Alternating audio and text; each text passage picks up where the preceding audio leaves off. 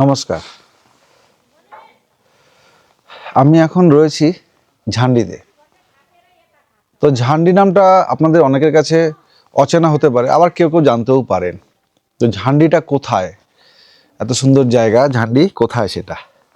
ঝান্ডি হলো কালিম্পং জেলারই গরুবাথান যে ফরেস্ট আছে সেই রেঞ্জেরই একটা জায়গা। ঝান্ডি ছোট্ট একটা অফবিট গ্রাম। এনজিপি থেকে মাত্র প্রায় 80 কিলোমিটার। এনজিপি থেকে 80 কিলোমিটার খুব একটা দূরত্ব না। তো কিভাবে এখানে আসলাম, কিভাবে এখানে আমরা দিন কাটাচ্ছি, 2টো রাত 3 দিন আমরা এখানে কাটাবো, জানতে হলে ভিডিওর শুরু থেকে আপনাদের দেখতে হবে। তাহলে চলুন ভিডিওর শুরু থেকে একদম শুরু করা যাক।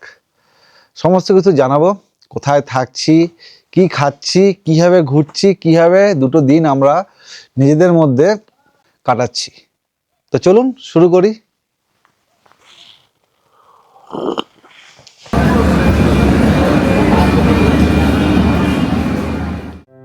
ব্যান্ডেল স্টেশন থেকে আমাদের যাত্রা শুরু।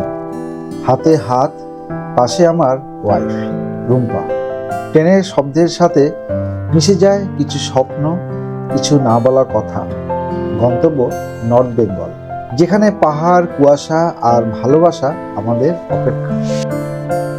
আমরা আবার বেরিয়ে পড়লাম কালিম্পংয়ের উদ্দেশ্যে। কালিম্পংয়ের আমরা ঝান্ডিতে যাব। তো ঝান্ডিটা কোথায় সেটা ক্রমশ প্রকাশ্য।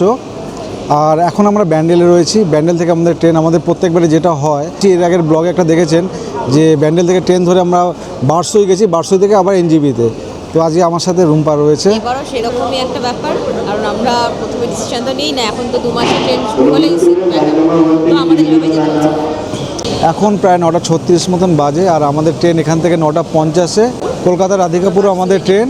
এই ট্রেন করে আমরা এখন যাব বারসই। বারসই থেকে ভোরবেলা আবার ট্রেন আছে। সমস্ত কিছুই দেখাবো এই জার্নির মাধ্যমে। তাহলে এখন শুধু অপেক্ষা, আর সুন্দর একটা ট্যুর হতে চলেছে। ভিডিওটির সঙ্গে সবাই থাকবেন। আর আপনারা দেখছেন আমার চ্যানেল জার্নি উইথ অভিজিৎ। তো চলুন, বাদ বাকি কথা ট্রেনে উঠে কথা হবে। রাতের প্ল্যাটফর্ম, হালকা কোলাহল, আর দূর থেকে আমাদের ট্রেন ঢুকছে।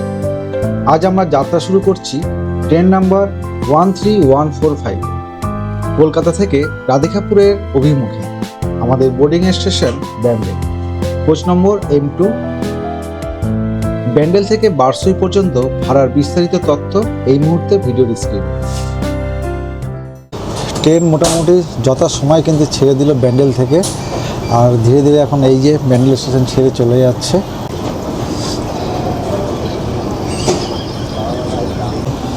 তাহলে আমাদের যাত্রা কিন্তু শুরু হয়ে গেল এনজিপির উদ্দেশ্যে।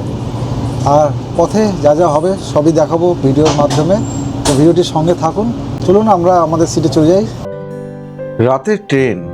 ব্যান্ডেল থেকে ডিনারটা আগেই সেরে নিয়েছিলাম।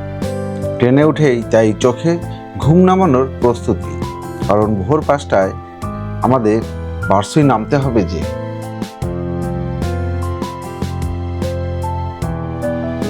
ঠিক নির্ধারিত সময়ে অর্থাৎ ভোর 5টায় ট্রেন আমাদের নামিয়ে দিয়ে এগিয়ে চলল তার নিজের গন্তব্যের দিকে।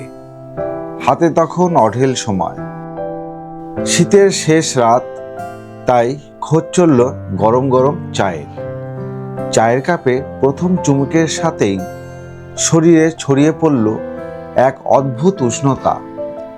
ধীরে ধীরে ভোরের আলো চারিদিকটা আলোকিত করতে লাগলো।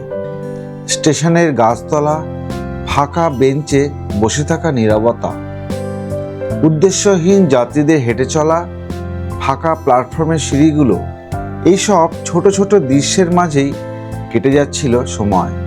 শুরু হচ্ছিল আর একটা নতুন সকাল। ঘড়িতে এখন সকাল 6:30। আমরা এখনও বারসইতেই আছি। আগের ট্রেন আমাদের নামিয়ে দিয়ে চলে গেছে ঠিকই, আমরা অপেক্ষায় আছি আরেকটা ট্রেন, যেখান থেকে আমাদের আজকের যাত্রার নতুন সূত্রপথ শুরু হবে পৌঁছানোর পর শিলিগুড়ি জাংশনে। যদিও ভোর, এই যে বসে আছি অপেক্ষা করছি ট্রেনের জন্য, অপেক্ষা মাত্রই যে বিরক্তিকর সবসময় তা নয়, যদি পাশে থাকে পছন্দের মানুষ। চলুন দেখতে থাকি অপেক্ষা।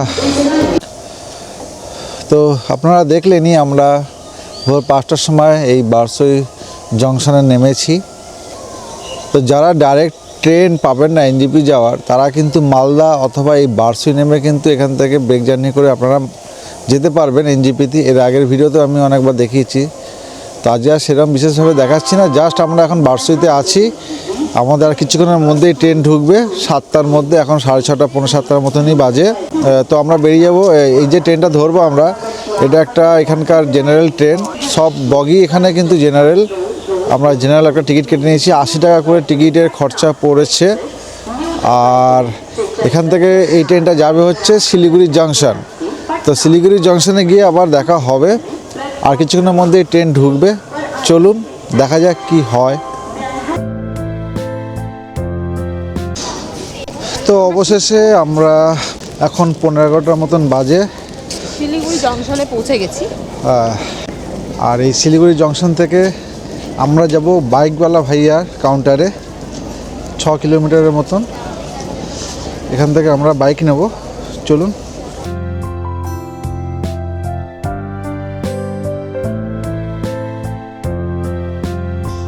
স্কুটি নিয়ে পাহাড়ে এর আগেও গিয়েছি আমি, কিন্তু রুম্পার সাথে এই প্রথমবার। আর আমার সঙ্গে বলেই আমার থেকেও বেশি উত্তেজিত ছিল ও। দিন প্রতি স্কুটি ভাড়া পড়েছিল 700 টাকা, সাথে 2000 টাকা ফেরতযোগ্য জমা, লাইসেন্স, আধার কার্ড আর সামান্য কিছু পেপার ওয়ার্ক, এটুকুই প্রস্তুতি। এনজেপি থেকে ঝান্ডি দূরত্ব প্রায় 80 কিলোমিটার।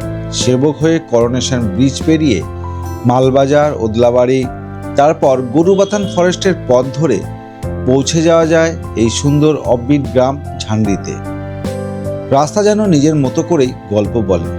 কালো পিচের মসৃণ চওড়া রাস্তা যাত্রাটাকে করে তোলে আরামদায়ক।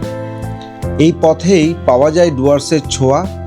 একদিকে যেমন গভীর জঙ্গল, আর পাশাপাশি পাহাড়ের চড়াই উতরাই। ঠিক এখান থেকেই পিচ রাস্তা ছেড়ে নিচে নামতে হয় ঝান্ডির উদ্দেশ্যে। চোখে পড়ে গরুবাথান পিকনিক স্পটের স্বচ্ছ পাহাড়ি নদী। কোথাও খারাপ পাহাড়ি রাস্তা, কোথাও সমতল খেলার মাঠ, মনেস্ট্রি, চায়ের বাগান, আবার ফিরে আসে পাহাড়ের বাঘ।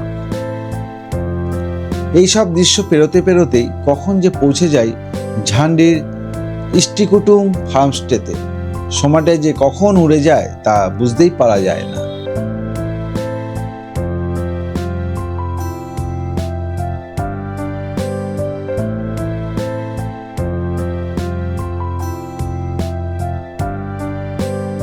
দেরিতে পৌঁছেও বুঝিনি পথের ক্লান্তি, কারণ সামনে ছিল যত্নে সাজানো খাবারের টেবিল। আমরা এখন চলে এসেছি ইষ্টিকুটুম ফার্মস্টে। আমাদের রীতিমতো লাঞ্চ সাজিয়ে দেওয়া হয়েছে। সাদা ভাত, বেগুন দিয়ে মেথি শাক, যেটা আমাদের একদম বাঙালিয়ানা, আমরা মানে বাড়িতে খাই সেরকম, বড়ি দিয়ে পালং শাক, ডাল, রুই মাছের ঝোল, চাটনি, পাঁপড়, গ্রিন স্যালাড আছে সাথে, আর হজমোলা। রুই মাছটা কিন্তু আমরা সচরাচর হোমস্টেতে পাই না। দুপুরবেলাটা ডিমের ঝোলই চলে বেশি, রাতে চিকেন। কিন্তু দাদারা এখানে স্পেশালি রুই মাছের ব্যবস্থা রেখেছে, এবং খেয়ে দেখি কীরকম হয়। মাছের সাইজটা শুধু একবার দেখুন। আপনারা ভাববেন না যেটা আজকে আমরা এসেছি বলে স্পেশালি দাদা করিয়েছে, তা নয়। আপনারাও এই রকমই সাইজের পিস পাবেন। এটা হলো দাদার বাদা। আর একজন মানুষ যিনি নিজে না খেয়ে আমাদের জন্য অপেক্ষা করেছিলেন, শুভমদার সাথে সেই প্রথম খাবারটাই হয়ে উঠল গল্পের শুরু। সারাদিনের ক্লান্তি, তারপর এলো মন ভরানো লাঞ্চ, আর জাকিয়ে ঠান্ডা। চোখের পাতা আর মারল না। তারপর একটু ভাত ঘুম। তারপর চোখ মেলতেই সামনে ধরা দিল ইষ্টিকুটুমের রাতের জলজল রূপ, নরম আলো, নিঃশব্দ বাতাস, আর অন্ধকারে ভেসে থাকা এক শান্ত সৌন্দর্য। যেন রাত নিজেই ধীরে ধীরে আমাদের সঙ্গে কথা বলছে। তো আমরা দুজনে এখন একটু বেরিয়েছি সন্ধ্যা ভ্রমণে। ঠান্ডার মধ্যে, প্রচণ্ড ঠান্ডা।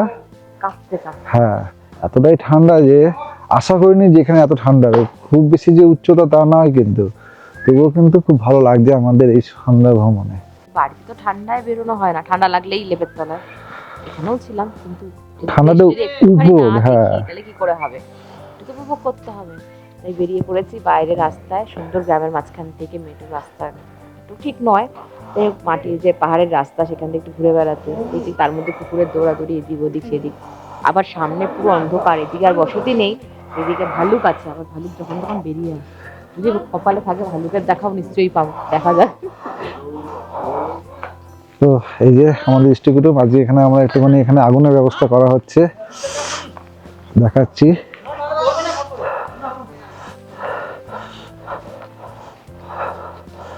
এই যে এখানে দাদারা আগুনের ব্যবস্থা করছে। শীতকালে এটা মাস্ট, যে কোনো অফবিটে জায়গায় যাবেন শীতকালে কিন্তু এটা মাস্ট, এটা করবেনই, না হলে পাহাড়ে আসার মজাই হবে না কিন্তু। তো আগুনটা জ্বলুক তারপর দেখাচ্ছি।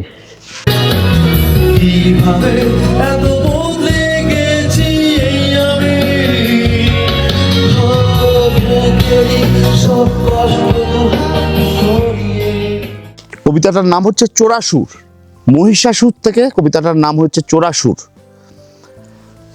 চলুন স্টার্ট করা যাক। ভালোয় ভালোয় মিটল পুজো, আয়োজন মজবুত। ভালোয় ভালোয় মিটল পুজো, আয়োজন মজবুত।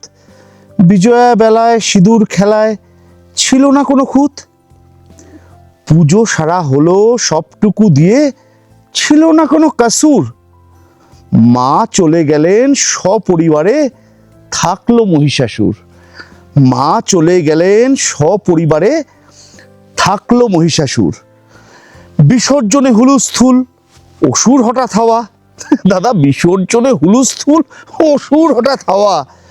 শত খোঁজাখুঁজি বিফল হলো, এই অসুর গেল না পাওয়া।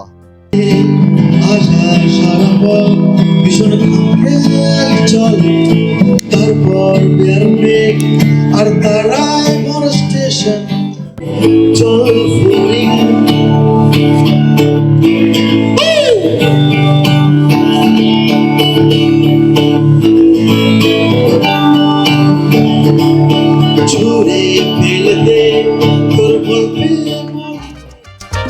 ঝান্ডি ভ্রমণের প্রথম দিনটা শেষ করছি ঠিক এইভাবে। পরের পর্বে থাকছে শুধুই ইষ্টিকুটুম ফার্মস্টে। কেন এখানে থাকার কথা ভাববেন, কেনই বা আমরা এখানে এলাম, কিসের টানে মানুষ বারবার ফিরে আসে এই ইষ্টিকুটুমে, সেটাই খুঁজে দেখব আমরা। তাই আজকের মতো গরম গরম পরোটা আর ধোয়া ওঠা চিকেন চাপের সাথে এই গল্পটুকু এখানেই শেষ করছি। দেখা হবে ডে 2-তে। শুভরাত্রি, ভালো থাকবেন।